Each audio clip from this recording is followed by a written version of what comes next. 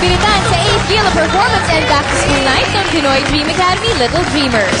Ang ating next kitty performer kulang daw sa stage presence at parang blanco kapag nagpo-perform.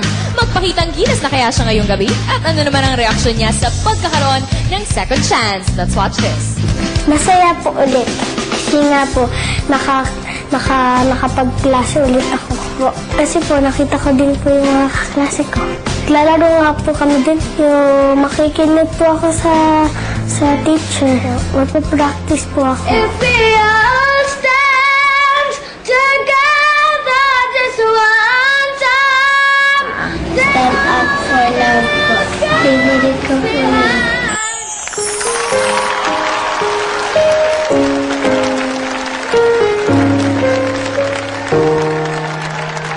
There are times I find it hard to sleep at night. We are living through such troubled times.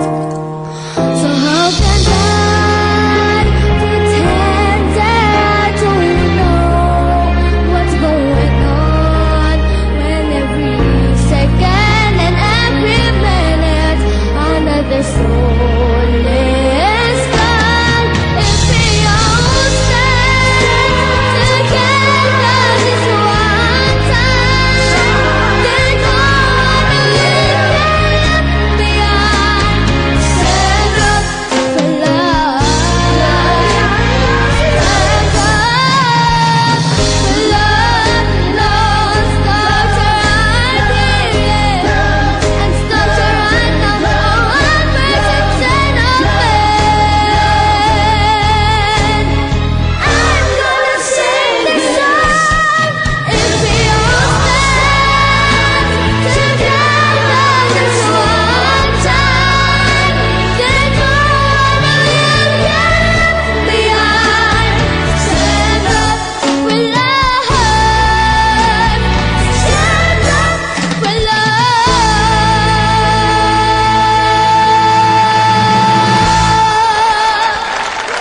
Thank you very much, ex-Little Dreamer Jerome with a Stand Up for Love. At panungin naman natin kung ano masasabi ni Jer Kitchi sa iyong performance. Ma'am? Jerome, natutuwa ako sa iyo. Very relaxed ka in your 6 areas. Very good. You still remember kung anong tinuro sa iyo ni Teacher Ana at ni Teacher Lindy. Thank you po. I'm very impressed na maski na wala ka sa academy, naalala mo pa rin, na-apply mo. I hope you get a chance to go back. Congratulations.